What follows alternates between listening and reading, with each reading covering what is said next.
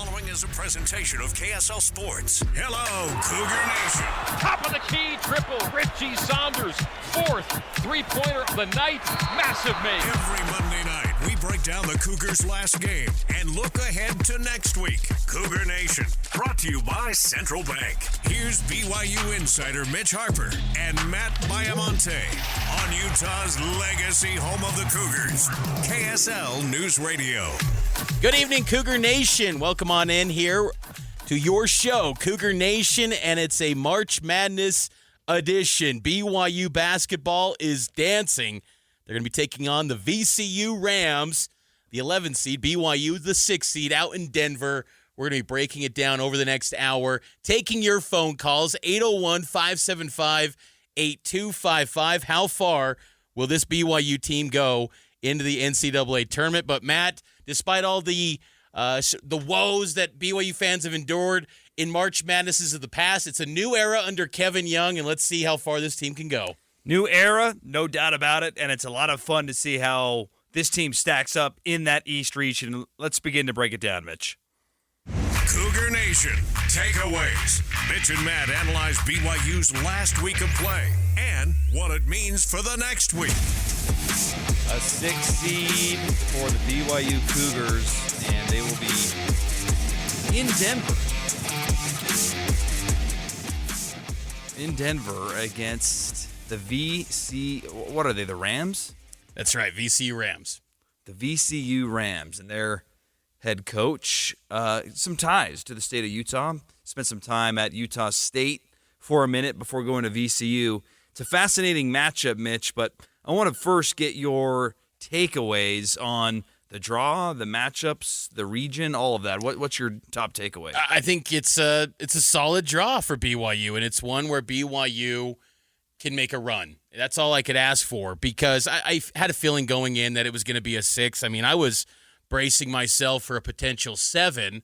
You know, you see with this committee, they can justify anything. If they can justify North Carolina getting into the tournament, they can find a data point to justify anything.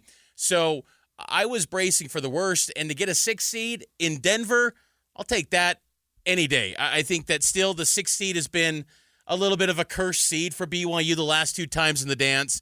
They've had that and lost, but I'm okay with it. I think it's a solid draw, and I think in the round of 32, I still need to dive in more to Wisconsin and Montana, but surface level, Wisconsin, very good offensive team. It's not like the Wisconsin teams of the past. I think it's set up for BYU to potentially make a run and get to that second weekend, and that's all I can ask. There's no uniform name on the front of the jersey that just makes you go, how can BYU contend with that? I don't think there's anyone in college basketball that does that this year.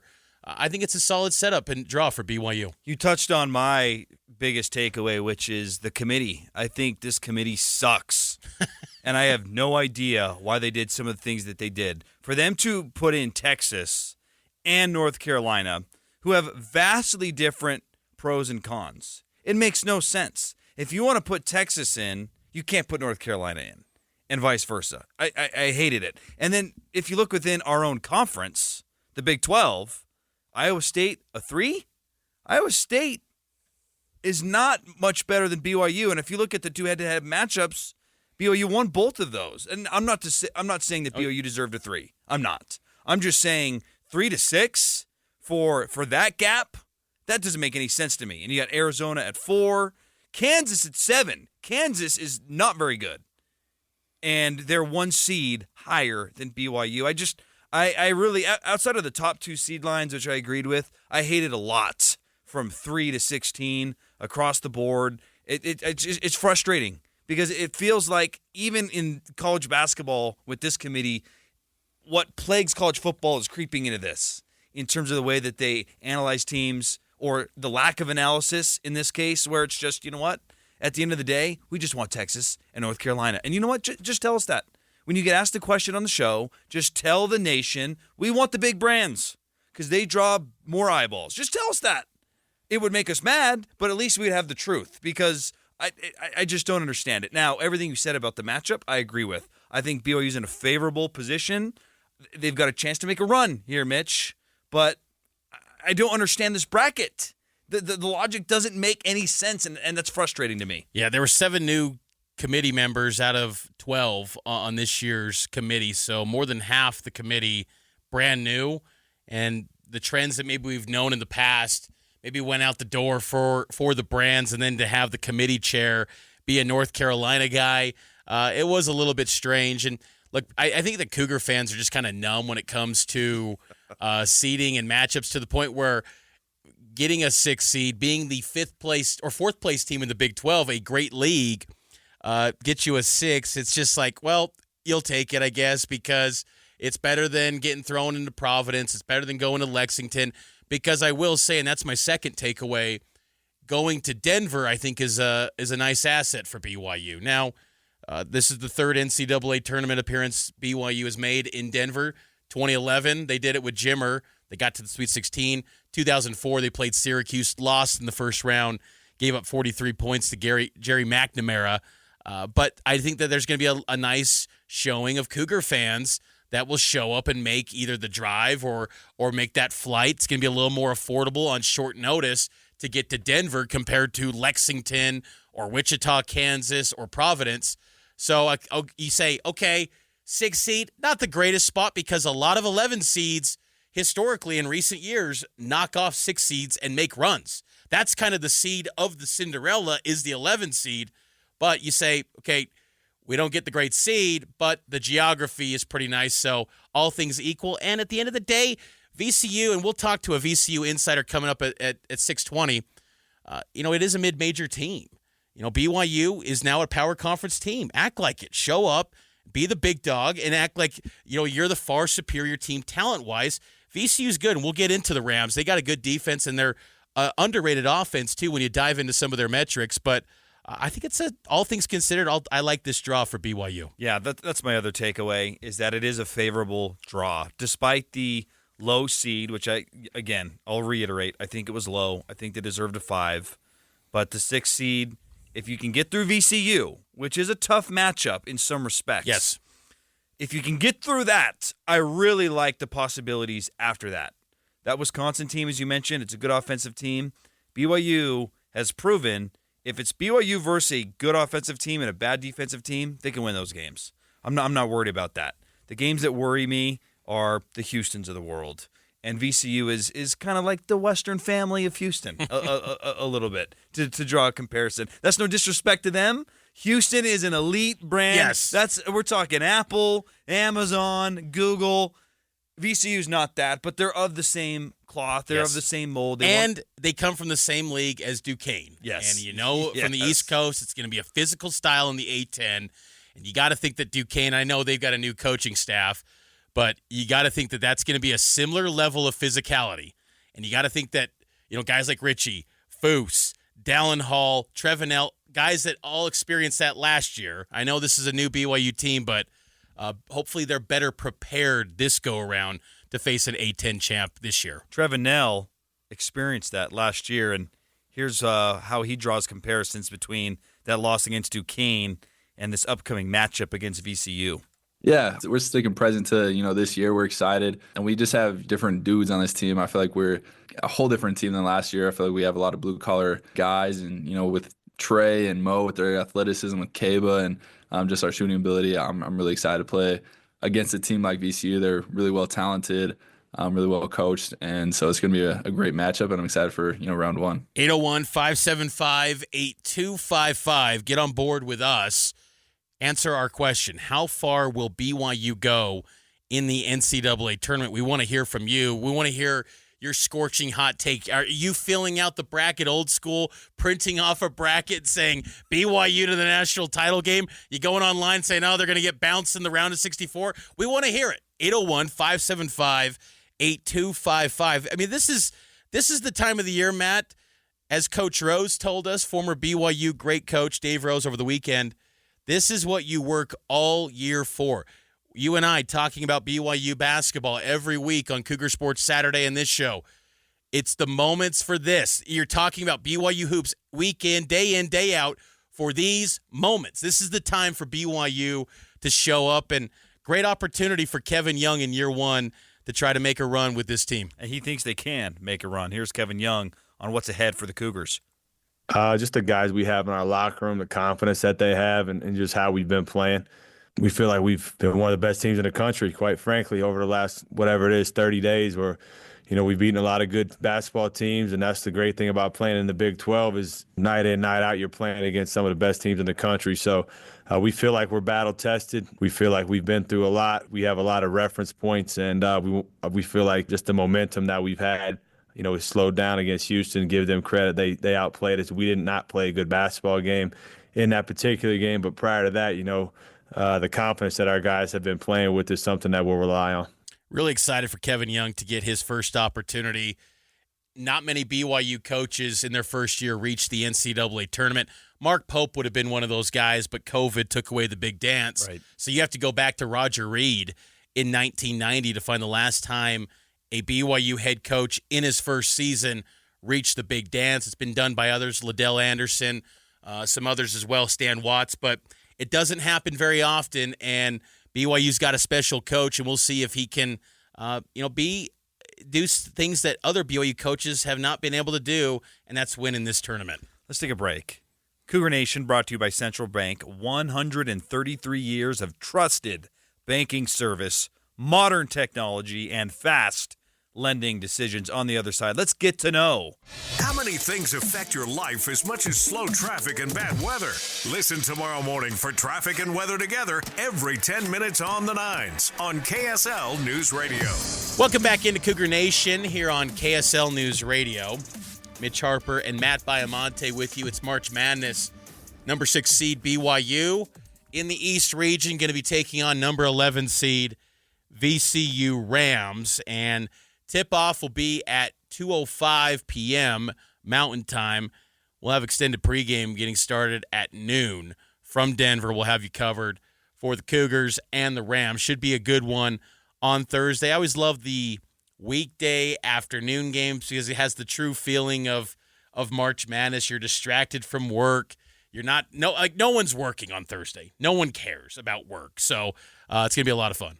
Yeah, let's get out to the phone line, though, and bring in someone to help us break down the VCU Rams. He is Adam Epstein. Adam, thanks for joining us. We appreciate it.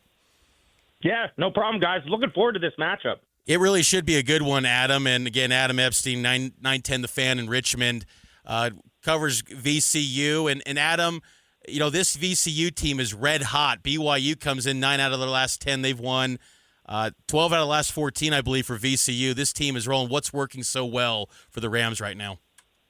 Honestly, it's a little bit of everything. They have shown the ability to win a rock fight defensive battle. That was the A-10 championship game against George Mason, the best defensive team in the A-10. And they can win in a shootout because they have 4 scorers who average 10 points per game. That's the first time that's happened for VCU in 30 years. So they can win any style of game. They really are a strong defensive team this year. That's really what Ryan Odom has done, is built on the defensive side of the ball. And offense, they know they've got 65% of the offensive production from last season that came back, including Max Scholga. So the offense has been consistent, and the defense has been the thing that's been getting better for VCU throughout the course of the year. And they're playing great basketball right now. They went to Washington, D.C., feeling like they should be an at-large bid, but didn't want to put that into the committee's hands. And they won 3 straight games in 3 days to win the A-10 championship to make sure they get that bid into the NCAA tournament.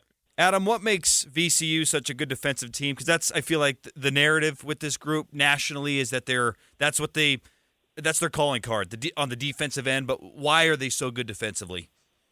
Yeah, I mean, it's interesting because nationally everybody talks about the havoc defense that Shaka Smart started about 15 years ago, and the Rams have been through 4 coaches since then.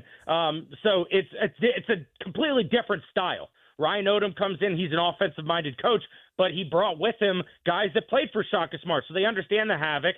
And this season is year 2 of Ryan Odom. It's been more about the increasing the defensive effort. They have gone back to a full-court style pressure, that havoc style. And so they have incredible guards that can stay in front of you. Zeb Jackson and Max Scholga are some of the best defenders in the Atlantic 10 this year. And now they've got a freshman shot blocker named Luke Bamboye, who is one of the best shot blockers in the country as a freshman.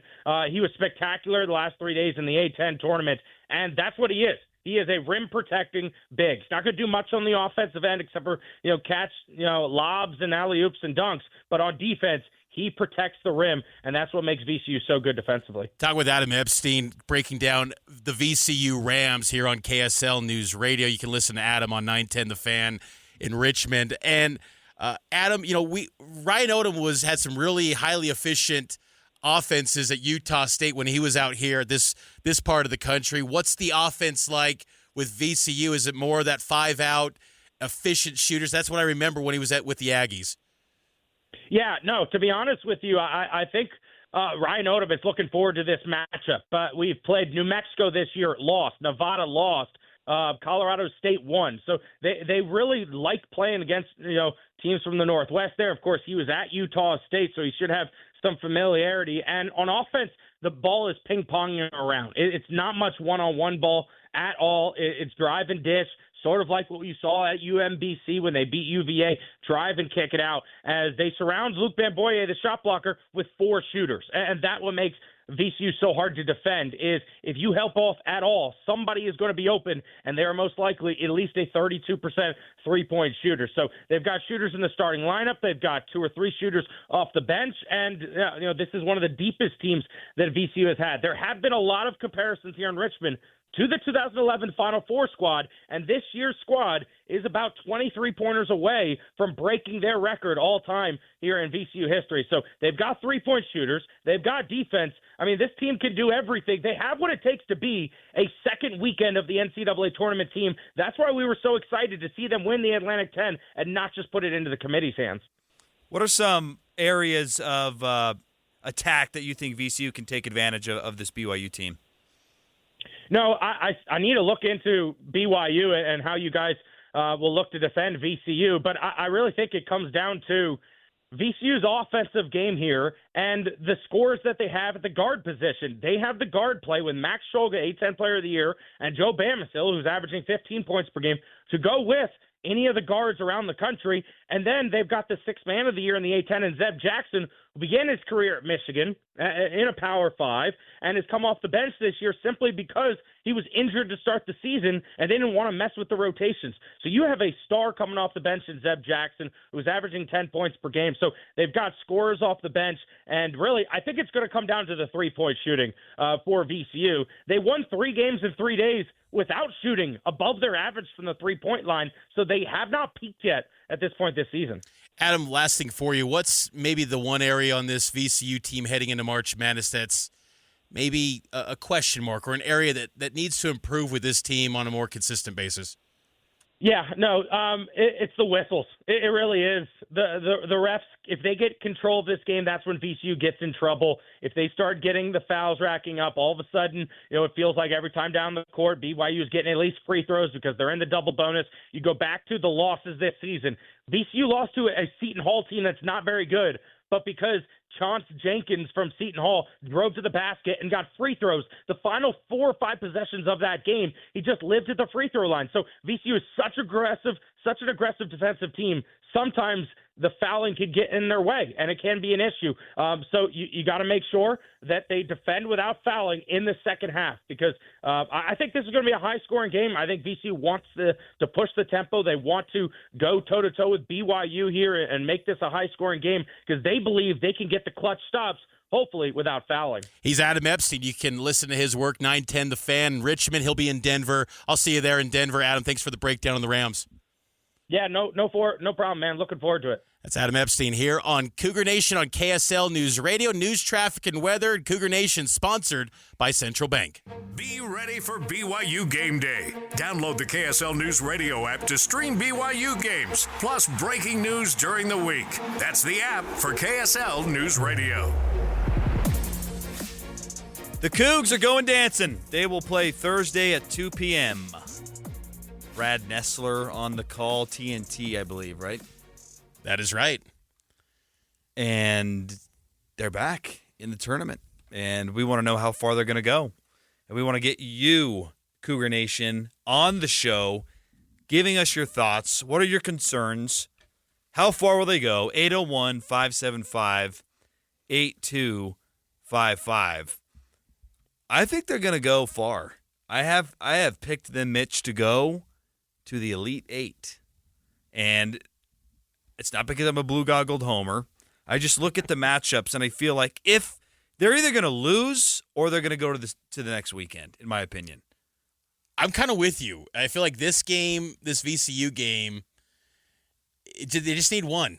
I think that's the key, because then you can play loose, whether it's Montana or Wisconsin. Doesn't matter. I mean, just play loose. Like you haven't been in the round of 32 in 15 years. But I do think I'm going to be cautious. I'm going to say round of 32. I do think that Wisconsin could be a really challenging matchup for BYU, but I just think one win, that would be so big for this program. I'm not trying to set expectations low. I know Kevin Young, if he heard that, he'd be like, we're not operating in that. We want to, get to all the way to San Antonio and get to the Final Four, and that's what they should be aspiring for here in this tournament. But I just think that, you just see all these potential matchups and the hypothetical path to San Antonio, a lot of good teams along the way. And, I think it'll be interesting to see, too, how, we were hearing from the VCU insider, Adam Epstein, about the whistles. That will be interesting to me, because the way that Big 12 officials operate is probably different than many leagues in college basketball. It seems like power conferences tend to be a lot more physical than maybe some of the mid-majors. I bet A-10. I don't know the tendencies of officiating in the A-10, I'll admit. But that will be something that's kind of interesting to me to see how the game is officiated on Thursday. But I think if you can get to the round of 32, you feel good about this. But if you have a loss and you lose to an 11 seed again, it'd be a bitter end to what's been a really fun turnaround season for BYU hoops. I'm trying not to let myself get to that point, because at the start of the season, I think we need to rewind and remember how we got here. Last year, there was a disappointment, but you felt optimistic that under Mark Pope, if you could retain some of these players, you could build on that, right? Mm-hmm. But then he left, and other guys left. Noah Waterman left. Ali Khalifa left. Jackson Robinson left. You nearly lost Dallin Hall and Richie Saunders, but they returned after going into the portal. And you hire Kevin Young, and you bring all these guys in, and you just didn't know how it was going to come together. And then the injuries in the offseason, it was kind of a slow start in non-conference play. They were trying to find their way. Slow start in conference play as well. And then they figure it. I just feel like, at the start of the year, a lot of us, myself included, said, get to the tournament and get somebody into the NBA. And that's going to be a great first year for Kevin Young. So, all things considered, I get that the targets changed a little bit because of the way that they've played down the stretch, and now there's more expectation. But before the year began, if you had said you're going to get to the tournament in Kevin Young's first year, you're going to be a good team in the Big 12 conference, and a guy goes to the NBA, I think you'd be feeling pretty dang good about the direction of this program. Definitely. I think just maybe the patience, everything gets moved up quicker when you see the results, and also just the level of commitment financially. We don't see the hard numbers, of course, with BYU, but there's clearly a strong commitment financially to this BYU basketball program. And I'm sure boosters and fans that are heavily involved with that, donations, they want to see wins. So these type of wins are so hard to come by. You want to seize that opportunity when you do get into this spot. Let's get out of the phone line, 801-575-8255. How far will BYU go in the NCAA tournament? Jordan from West Jordan, what say you? Hey, how are you guys doing? We're doing great. You got them going far, or are they going to bow out after their Let's hear it, Jordan. first matchup? Sound off. So I got my bracket, I got my group, and I'm saying they're going to the Elite Eight and losing to Duke. Why do you have them going that far? So I think I compare this team to last year's team. Last year's team, like, we saw Pope start off really hot, and again, even good in the Big 12. But at least I can remember, they only got like a string of 2 games in a row wins in the Big 12, and they kept on losing, and it was like 2 wins, loss, something like that. This team has been different. It started off slow, but I trust Kevin Young and the adjustments that he made. That I'd rather a team start slow at the beginning of the year and build and build and build in that 9-game win streak, where it wasn't depending on the 3 going, where they could win so many different ways. That's different than last year. If we couldn't make threes, we were basically going to lose last year. This year, I trust that this team, at least it's not against Houston, at least they can basically find different ways to win.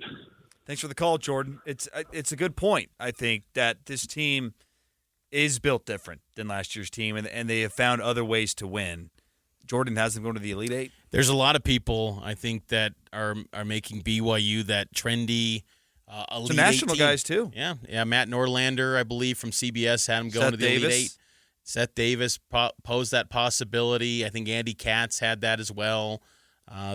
There's some guys that are believing in BYU, and look, I believe in them too. I mean, you see in college basketball this year, outside of Houston's and Florida's and Auburn's of the world, and even probably Duke, I think BYU could hang with close to anyone. I mean, that 1 seed line is pretty elite this year. I don't think there's any dominant team like UConn has been the last 2 years, but those 1 seeds, man, I could see all 4 of them reaching the Final Four. I know it's only happened, I think, once, where all 4 1 seeds reached the Final Four, but this could be the year of a lot of chalk, potentially, because of how good those teams are. But, why can't BYU be in that next grouping of quality teams? Their offense is so good when they're operating at a high level, and they get those corner threes rolling like they did against Iowa State. It's a thing of beauty to watch. So 801-575-8255. John from Salt Lake, how far do you see BYU going into the NCAA tournament? So, like you say, the big dance is a challenge. BYU has the talent, the ability. They can go to the Sweet 16 if they don't foul like they did over Houston and just play a good game. But they also have the tradition of falling apart when they get to the big dance. Do you think? So let's hope they keep it together. Do you think things are different under Kevin Young, though? Oh, yeah. Much better. I can just tell. Watching them, they are focused. They're good players. They're dedicated, and they're listening to their coach. Thanks for the call, John. Sweet 16 for John. And Kevin Young is a big piece to this. I really like the way that he's able to make adjustments on the fly, and I really like how he will play certain players in a given game depending on their performance in that game. I thought in the Houston game, which they lost, one guy that played very well, Dawson Baker. He was one of the few guys making shots, making good plays. He didn't play a whole lot in the previous games leading up to that game against Houston in the semifinal loss. He got more run in that game because he was playing well, and that gives me some confidence in this game against VCU that once he finds the right combination and settles in on some guys who are making shots and playing good defense, that he can ride that wave, especially in the second half where they've been so good at halftime adjustments and tinkering and finding the right things. Last chance to get on board with us, folks. We're going to take a break. 801-575-8255. We want to hear from you. How far is BYU basketball going to go in this NCAA tournament? Sound off, 801-575-8255. Cougar Nation is sponsored by Central Bank, voted best bank and mortgage in Utah Valley. Visit them online at cbutah.com. Cougar fans, use this radio station tomorrow morning for important news updates. Listen to Utah's most important radio station tomorrow morning from 5 to 9 on KSL News Radio. BYU's dancing. They'll play Thursday at 2 p.m. against VCU.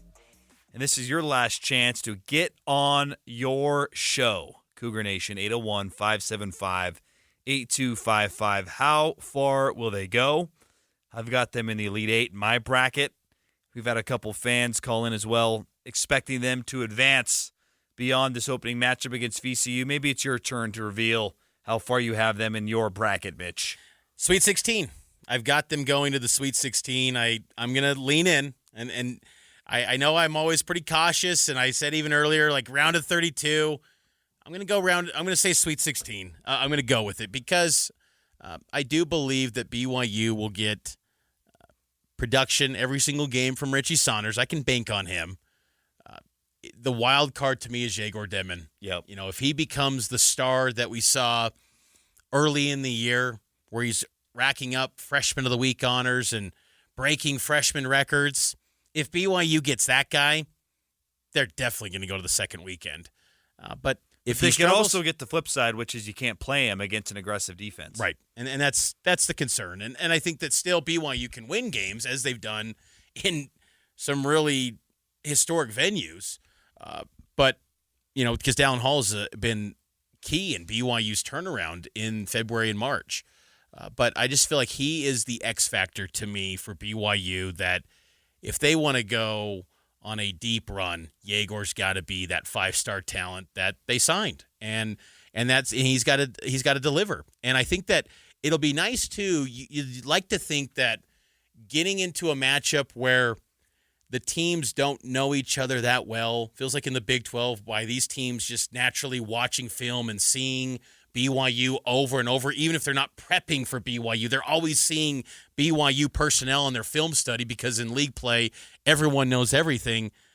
You'd like to think that maybe they're not going to be as there's going to be a little bit more, that spacing that BYU is known for is going to be able to allow for Yegor and this team to have a lot of success. So, but it's going to be a challenge on Thursday. VCU is the number one offense in the A-10. They're the number one defense in the A-10. They were the best team in the Atlantic 10. They've won 12 out of their last 13 games. They are rolling. But the thing is with VCU is that the highest rated team in predictive ratings that they faced this year is number 41 New Mexico, and they lost that game by 7. That was in the pit. They haven't faced a top 25 team like BYU. BYU is far and away the most talented team, the best offensive team VCU has gone up against. You look at the teams they've faced, VCU's defense that's statistically really good. There's not many good offenses that they faced. So you'd like to think that BYU's offense will shine, even against a statistically good defense, because VCU's just not faced this level of team in BYU. That's a good pick for X Factor. Yegor, for me, it's Trevin Nell. I think you saw in that Iowa State win in the conference tournament, when he's hitting threes, this offense is different. And then in the Houston game, he had a wedgie, as Kevin Young. I mean, I loved his commentary yesterday. When do you see back-to-back wedgies? It's true. It is true. But Trevin did not play well against Houston. They need his three-point shooting. I feel like when Trevin can get you 3 3-pointers or more, this team is hard to beat because it spreads the floor. But when he's not making shots and he's not an elite defender, then you have to look for something else. And that's when you're like, okay, Trevin hasn't got it tonight. Are we going for Dawson? Are we going with more Mawut Mag? Like Trevin, and I think it's interesting too, in both Big 12 conference opening possessions, they went to Trevin Nell. Iowa State bangs down a 3. Offense is humming. 3, 3, 3. They did that against Kansas, too, when he had that 1,000-point club shot, too. Good point. And then at Houston, He didn't make the shot. And then others started missing. And then before you know it, you're down 7-0, and you're uphill. So Trevin Nell, to me, he is a critical player on Thursday. Got to get some production from him. Need some shooting from him. He's a historically, do I say great three-point shooter throughout his BYU career? Yeah. I think that's fair. A great three-point shooter. He needs to deliver in March. This is his time. He's got to step up. He's the X factor for me. VCU has won 28 games this year. That's the most they've won since 2012 when Shaka Smart was their head coach. They won 29 that year. They've already matched the win total from their Final Four team in 2011. So this is a team that's won at a high level. I thought Kevin Young made a good note yesterday, too, that there's not much crossover, as you would expect, but he did point out that John Linehan, an assistant coach, he coached against a Ryan Odom VCU team last year when he was at St. Joe's. They lost both those games to VCU, but there's a little bit of knowledge on the staff of what their personnel looks like because VCU is one of the most experienced teams in college basketball. They're in the top 40 in D1 experience this year. 5 of their top 6 guys in their rotation are seniors. So this is a veteran team. You can't pull the card on this one of, well, BYU is a more mature team. No, VCU is the more mature team. They've got a player in their starting 5. And look, he's had some injuries, so it happens. I'm glad he's got the chance to add these additional years, and then there's a COVID year in between. But they've got a player in Jack Clark who started playing college basketball before Trevin Knell started his BYU career. Now, granted, Trevin was on the mission, but still, like it's a 7th-year senior. So this is a veteran, older team in VCU, and it's no surprise that they've won a lot of ball games because maturity and experience tends to work pretty well in college basketball these days. This is what Kevin Young had to say about this VCU team after learning about the matchup yesterday, right after Selection Sunday wrapped up. Don't know a ton about them other than the fact, what I've learned here quickly. Good defensive team. They're a team that tries to turn people over. They do a good job on the offensive glass as well. I know they got a good point guard. He was in the portal. We looked at him a little bit. Couple good friends of mine coaching that league. John Linehan coaching that league last year. So there is a certain level of familiarity, within our staff that we'll definitely lean on. I do like that BYU is facing this type of defense right after playing Iowa State and Houston. Does that mean they're going to have it solved? We'll have to see. But that is good preparation for this, good point.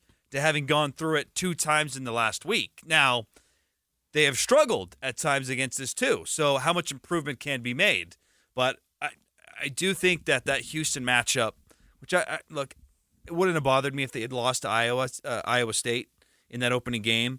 But the advantage to having played Houston, and you talked about this on Cougar Nation last week, it's setting the bar. Where are you at? And we found out they're not at Houston's level, but it was a good test, good preparation. That's good film to review when going up against this VCU team. I agree, and I'm excited to see what BYU can do. And I just think a key too, and I know it's easy to point, but hit the threes, man. If BYU's knocking down 12, 13 threes, they're going to win this game. Yep.